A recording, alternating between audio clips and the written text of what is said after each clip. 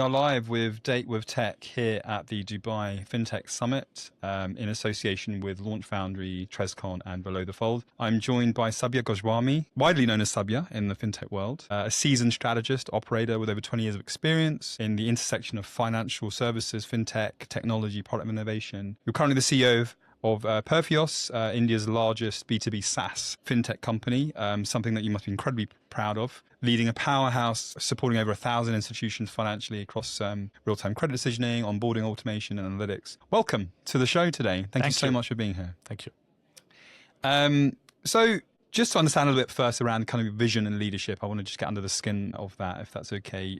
So as I've mentioned, Perfios has evolved into what we've considered to be the largest SaaS fintech engine. And what's your North Star, you think, as a CEO moving into the next phase of business development and growth for the business? We want to be the operating system for BFSI, which is the banking and financial services and insurtech. And by that, we want to help the customers in the last mile to access the financial products frictionlessly, seamlessly, at a very, very reasonable marginal cost, and help the banks and financial institutions deliver that digitally so that nobody is deprived of a financial product. Understood. And what do you feel are the major challenges right now that are stopping you delivering on your North Star objectives? So the first thing is, when it comes to technology, there is a lot of apprehension, both positive and negative. The positive apprehension is that while it can transform, will it be an expensive implementation? So should the budget be diverted towards technology or more towards capital development, which is of people or human capital? The second is, if the technology is very disruptive in nature, will it take away the jobs for our people? And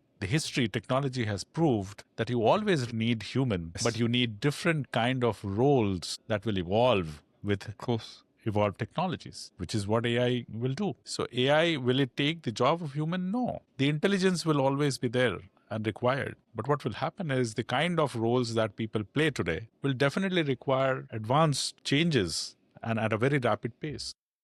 These are values that trickle down as a CEO into your business, into the ethos of how you operate, into your employees and the organizational structure? Absolutely. So I think the DNA of Perfios is customer first. We have been developing product which are, when we conceptualize a product, we think it has to be industry agnostic, it has to be segment agnostic, and it has to be geography agnostic. The reason we do that is because technology, like music, do not understand any geographic barriers. Technology is supposed to be helping the world wherever it is, irrespective of whether it's a small rural place or a metropolitan state. So our DNA has been, any pain point, any problem statement that a common man faces today, how can technology solve? Now, we have chosen the domain to be banking and financial services, but does it stop us to expand it to a commerce or a healthcare or an insurance or anything tomorrow, or an human resource tech, HR tech? The answer is no, absolutely.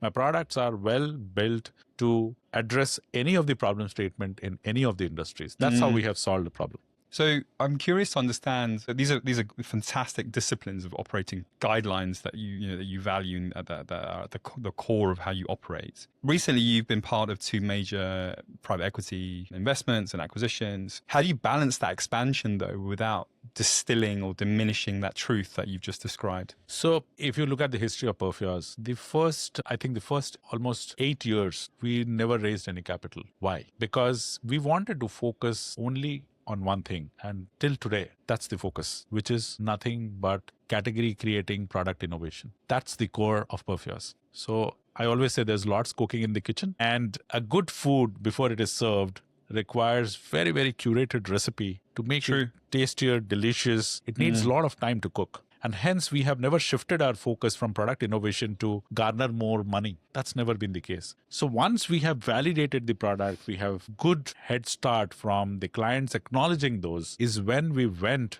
to raise some capital so that we can expand and invest in R&D. A large portion of our resources and the money is spent on R&D. I mean, if you look at my papers, it will show that significant amount of our capital is on R&D. How do I balance this is, as far as we have not deflected ourselves from being innovation focused to just raising money, I think we have done that right.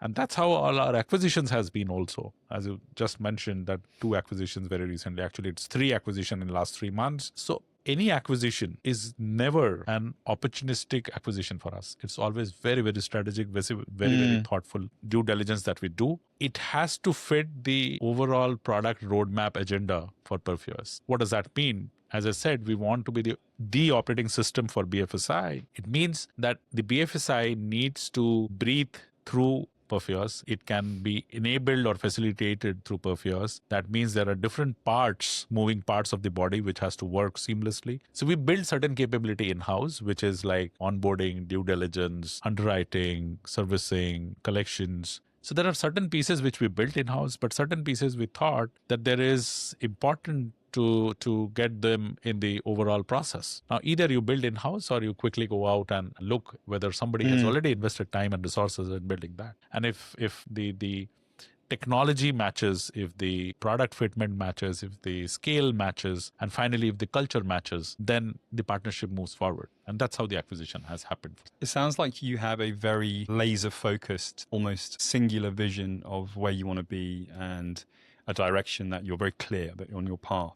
But working in a complex space such as BFSI and the fact that data and big data is even more complicated today, can you utilize that singularity, that singular focus to stay ahead of the challenges of, say, security or regulation and the demands in that space? So when we entered this space 18 years back, which is banking, the one word that resonates banking is trust. You keep your money in a bank because you trust that bank. So if you are creating a product where the most loved word is trust, you have to be singularly focused on security and privacy. You can't play with that because people are relying on their bank to keep the money, and what is important is data. So what keeps us awake, all of us, is how do we protect the customer's data? How do you ensure the data is never misused? How do you know that you are doing the correct analytics so that customer gets the right product or the right service at the point in time that he or she needs? So I think the data and privacy and security is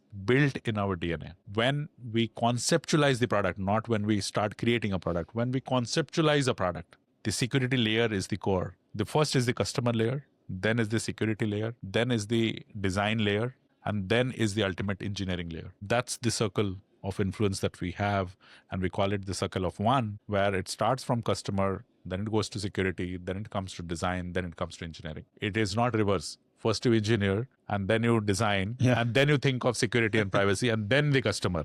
We never follow that. So it's almost like trust sits as a red thread through this belief of one. Do you think trust is the ultimate variable in delivering customer lifetime value then for your business? Is a kind of intangible variable? Absolutely. I mean, otherwise it is not possible. And I think while people say that technology moves at a rapid pace, but adoption doesn't move at a rapid pace. It takes its time. And specifically in a financial ecosystem, trust plays the major part, maybe an invisible part, but it is omnipresent every time. Of course. So it takes time for people to believe on a product that is usable. Despite being disruptive, it is usable and it understands that it will be valued by the end consumer because it is helping him or her getting that value at the time that he or she wants. Let's say somebody in the family is undergoing a surgery tomorrow and that person needs the money late night. What is the point in delivering that money day after tomorrow? You have to understand the value, the context at that point in time. So I think why product takes time is because you have to understand that value chain and you have to develop that trust mechanism, and then product sees adoption. So it's never an overnight success. What every fintech runs behind is an overnight success. It's never an overnight success. To get us here, it took 19 years. Wow. I don't believe it takes 18 months to become a unicorn. No, it's not. So if you run for money, I don't think you will build a successful product. If you run for building successful product or a category creating product, money will follow you, customers will follow you, and then hence you become a unicorn, hence you become a much popular company. It's totally refreshing hearing these words, and I feel invigorated by your the logic behind it. It just seems so simple. Question that I've asked other guests on the show this week: what comes first then? Is it talent or is it technology? Which is more important? Talent. Talent always. Always. Technology can obviously just enable talent. Technology is an enabler to the human capital, but it's always talent. Okay, lovely. And I think that definitely reigns true in your world, which is brilliant. So Perfios, you kind of dominated India thus far. Where's your biggest white space for expansion? Which continent, which markets are you looking at? And how does the Middle East fit into it? So the first thing is when I started evaluating every market, I keep traveling a lot and I start meeting a lot people. I realized that the problems in the financial ecosystems are pretty much same or similar. It's not very different or very unique. What is the problem? The problem is, as I said in the beginning, is the financial inclusion. The people of the country in the remotest part should get access to financial products and services at a reasonable cost and frictionlessly, seamlessly. This is the biggest problem that every country is trying to solve. If you're creating a product that addresses this challenge, you can take it across the globe. But for a fintech or a startup, you have only finite resources available at any given time. So you can't approach all the markets together because you will spread yourself too thin, because you will have only finite resources. Right. It may be monetary resources, it may be a human capital, it can be technology bandwidth, it can be other challenges. So we have chosen very carefully the markets. The first being an Indian company based in India. We first expanded to Southeast Asia, then MENA, and now we are looking to expand to the Western countries, but slowly, step by step. So I think all the 19 countries that we are present covers North Africa, Middle East, and entire Asia. We want to be the dominant player in these markets while expanding to the other geographies. And the reason we are wanting to expand to these geographies is because the problem's going to be very similar. We also see an emerging trend of fraud and risk. And if that's going to happen, then fraud is not a problem of only developing nations. It's also a big problem in developed nations or Western geographies. So I think it's a very strong case for us to expand to those. But I think first we want to service the markets that we are present. I think it's absolutely fascinating that, I've been talking to a lot of people around literacy and around education of AI or data or coding in markets that are underserved or unequal, lacking inequality. What I think you're doing, I think you're playing a fundamental role in building those financial capabilities, those financial inclusivity, the inclusions as part of that human, solving that human problem, and giving people access, because we often forget that and it's a core component. So absolutely kudos to you and the business for making that a reality. Is that the reason why the likes of Credit Nirvana and IHX have come into the fray? Is that part of that vision, part of that play? Absolutely. Okay. Absolutely. So Clarify, Credit Nirvana, and IHX, all the three acquisitions, Clarify plays a major role on detecting real-time fraud and risk. So enterprise fraud risk management, which addresses detecting and protecting fraud so that we avert the fraud before the fraud is actually taken. So today, traditionally, what you see is the fraud happens, then investigation happens, and you run behind people to figure out where the money has already flown out of the system. So if the money has gone out of the system, to get back that money is 100 times difficult than if you would have protected that fraud and you would have got the alert at a real time. That's why Clarify does. So we got that. And because we were doing the entire value chain, it made a lot of sense for us that we do the fraud mitigation as well. Post-fraud, what is important in a lending life cycle, we used to do onboarding, we used to do sourcing, we used to do due diligence, we used to do underwriting, we used to do servicing. But the last piece in the lending value chain is collections, because you need, whatever you have lent, you need the money back, the banks, right? We thought that is an important element to complete the story of lending life chain. And hence Credit Nirvana happened, because Credit Nirvana does exactly that. Now, we understand all the 4 pillars of BFSI to be very, very important. And that's what we did. So we were very strong in banks and NBFCs. We were strong in capital markets, but we never ignored the I of BFSI, which is insurance. We were wanting to make a difference to the healthcare ecosystem because people need the proper healthcare through the insurance claims at the point when they are in the hospital. We all would have gone some personal experience, including me, where we felt that the patient's party is waiting in the hospital to claim get processed and getting discharged, and he's waiting endlessly because the insurance is taking time. So we thought that we can bring a lot of value by completely digitizing the claims. And that's how IHX happened, because they are the India's strongest health exchange with about 30,000 hospitals in 1,200 locations where we are processing claims in a cashless manner in real time.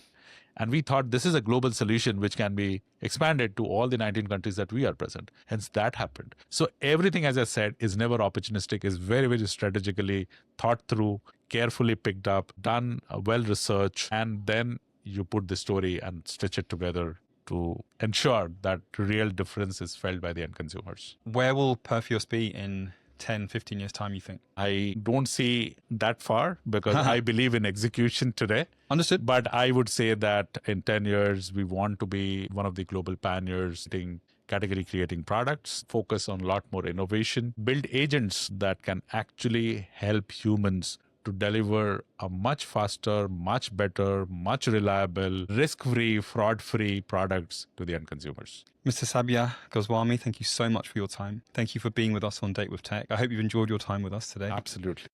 You're a gentleman that leads with heart, clearly. Fascinating to listen to, very inspirational, and I hope we keep in touch. And thank you so much. Thank you.